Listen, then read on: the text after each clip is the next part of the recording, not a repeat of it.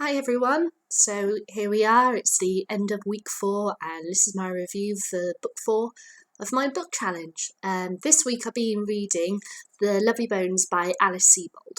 Now I've read this book lots and lots of times, so this is a definite reread on the list of books I'm going to be reading throughout this year. So it was, I believe, the first reread on out the list of books for my book challenge for the year. So yes, it was a very good read. As I'm obviously going to absolutely give it beautiful blossoming kind of review since I've read it so many times. If you haven't read The Lovely Bones, it follows a girl called Susie Salmon who on December 6th, 1973, at the age of 14, was raped and murdered by her neighbour, Mr. Harvey.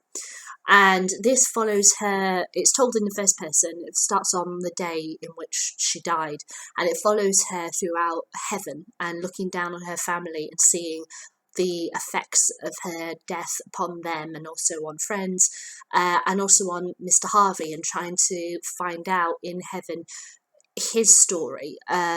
We learn a great deal about Mr. Harvey throughout the course of the book. But it's all about understanding death, how it affects a family and such. And having it set in 1973 is very interesting also because, as Susie says in the book, it was a time before missing children appeared on the news, before your Amber Alerts and everything, before they appeared on milk cartons. It was a different time in the way in which children's disappearances were investigated. Now, this book, for some people, I think is one of those books either some are going to absolutely love or some going to absolutely hate. Not because of the story and everything, because I think it's beautiful, universally, and a really wonderful idea, great story and everything. But I think it's one of these books where some people will get it and some people won't. And the same goes for the film that's been made in, I think it's 2007, 2008 by Peter Jackson, which was really great, which I'll talk about in a bit. But this book, it's a really interesting text, and rereading it, this is something that I mentioned in my original video when I took up the challenge of reading one book each week, how there are texts that you can read over and over and over again and find something different in it. And that's totally true about The Lovely Bones. Now, this time, when I read it, I kept on focusing on the character Buckley. Now, Buckley is Susie's little brother. He's 5 years old when she's murdered. And he is the one character who, at the time of her death and such, doesn't understand what's going on. He's told that Susie's at a sleepover. She's away from the house for a bit, but he doesn't quite understand what that means. And it's not until about 2 or 3 weeks after Susie's died, all of her family know, apart from Buckley, that it's finally said, because it's Christmas and he's concerned that Susie's not there because of the opening of presents and such, and how he understands how Susie died. It's just very bluntly. His father starts to explain it because they're playing Monopoly, and how Susie always has the shoe piece. She, on the board, this is Earth and Susie's over here, and puts the shoe outside of the board, and he can't understand that, so he just says, "Look, Susie's dead," and it hits him so badly. It takes a very long time for him to speak about Susie to other people, and it's very interesting because Susie is the one who, because the characters talk about seeing Susie throughout her time in heaven.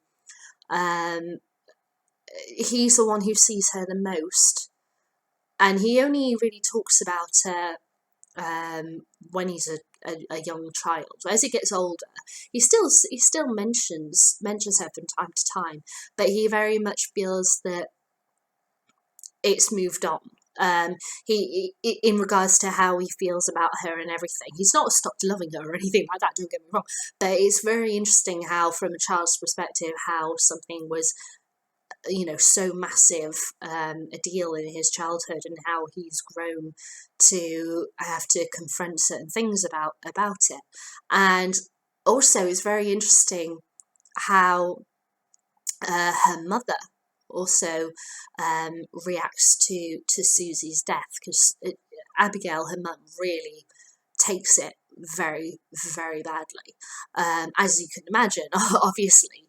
But it's very interesting because how during the whole investigation, trying to find out what happened to Susie, where is Susie, because her body isn't found, only her elbow is discovered, so they know that she was dismembered. But her father becomes so obsessed, it becomes almost like he gets drawn to Susie, and constantly think about her, and an investigation, all this lot.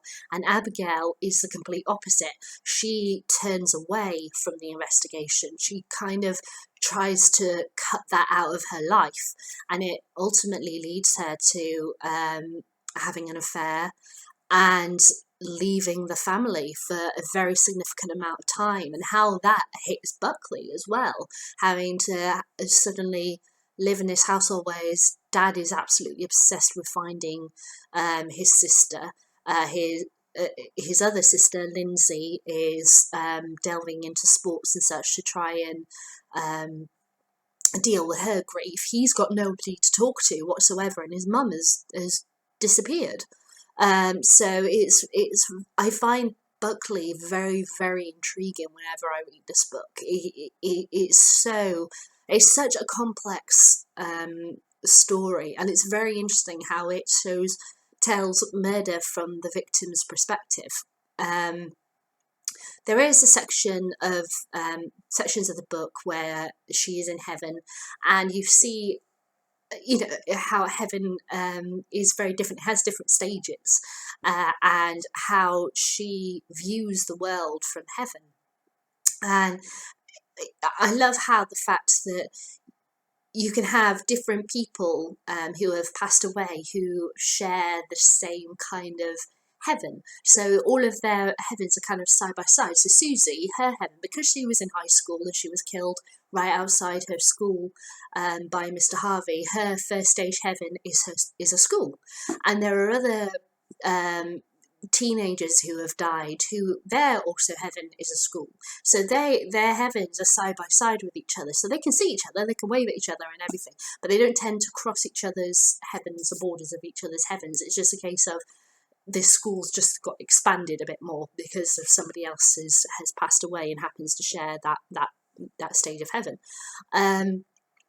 I really love also the nature of the emotions of a 14-year-old girl, that obviously, even though this book spans about how many years, it would be, yeah, it's about 10 years or more, Susie still has her thoughts and her feelings as she was when she died, when she was 14, even though obviously she sees things that have gone on since her passing, that you'd expect her adult, more adult perspective, should I say, to kick in at a certain point. It doesn't. It's her 14-year-old emotions that come spilling out of her.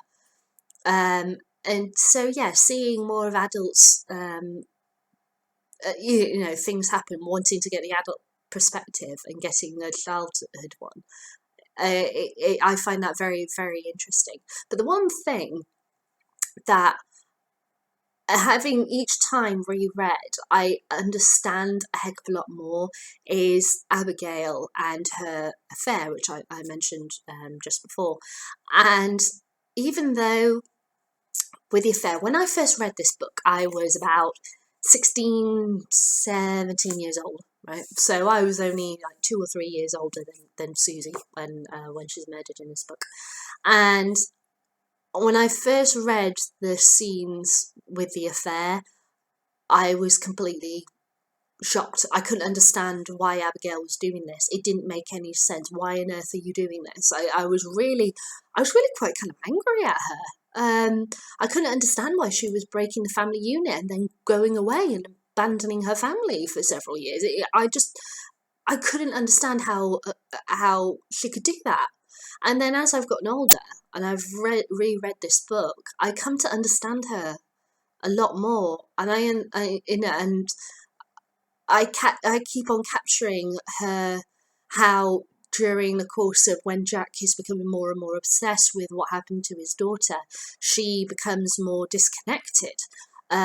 And noticing how her body language, how it's described, that she keeps on turning away, she keeps folding her arms, she walks out of rooms and everything, and you can see that she's having a kind of breakdown in a sense. Not that I'm saying that is a breakdown that triggers the affair, but I'm not saying that at all. Just that she's not the person who she was, on December 5th, 1973.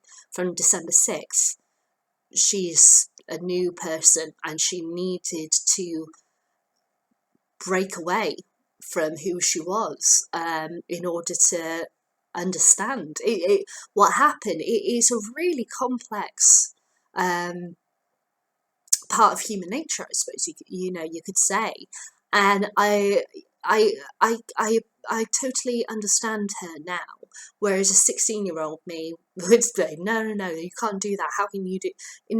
She's a woman. She needed to walk away, and even though it killed her to leave her children behind, she had to do it to keep her from going mad. And I suppose it's up to you to decide if she should be praised for doing that, because obviously the repercussions it has on Buckley and the remaining Sam girl Lindsay. But yeah, I think if she hadn't have done that, she would have had a complete collapse and probably would have possibly became an alcoholic or something, because of the stress of living with everything that had happened to them. And in a sense, losing her husband, because her husband is just breaking off and becoming obsessed with finding Susie. It's a very, very technical, beautifully written, emotional journey. Alice Sebold, who wrote this novel, she went through a very, very horrific crime when she was, I think she was about 19 or something, and she wrote a book about it called Lucky, and it was a case of that she was really savagely raped and was beaten within an inch of her life and left dead. She was found, and a police officer basically said that, you're very lucky to be alive. You should have died based on the way in which we found you. And it's the way that she writes about what happens to you when you go through a really horrific crime. It's so real. It's so powerful and beautiful, and knowing that about Alice, you really feel that she's just trying to explain what happens, her understanding of what happens when something that terrible happens to you. It's such an exquisite read. I really thoroughly recommend this to anybody. But I have to say, it transfixes you, this book, and really keeps you wanting to know more. And every single time I read it, I find something different, and that is absolutely fantastic. It makes every reread different and just as beautiful, and I know these characters even more every single time I read it. So I really thoroughly recommend The Lovely Bones by Alice Sebold. Now, as I mentioned, there was a film that was brought out in, I think it was 2008, directed by Peter Jackson. Now, the film I really, really thoroughly recommend, because it captures the heart of the story and everything, and it does go through a lot of sections of the book. But as with any adaptation, there are some differences to it, and they have added a few some extra things. But overall, this is a really, I have to say, a pretty good adaptation of the book. I mean, there were bits that are in the book that I would have loved them to depict on the film, but you can't have everything that you want. So, but I every time I watch this, it has me absolutely bawling my eyes out. It was so emotionally charged, and it was really beautifully done. And it's a very hard topic to talk about, child rape and murder and such, and hunting down a child killer and everything. But Peter Jackson did a fantastic job in conveying the story, capturing the essence of the book and bringing it to the screen. So I recommend both the film adaptation and the book adaptation, but I do prefer the book in a sense because there's lots of bits in it that I absolutely adore to reread over and over and over again. So there we go. So that was a lovely Bones. So I will be back very shortly with the announcement of what book 5 is going to be in my book challenge, and I will see you guys later.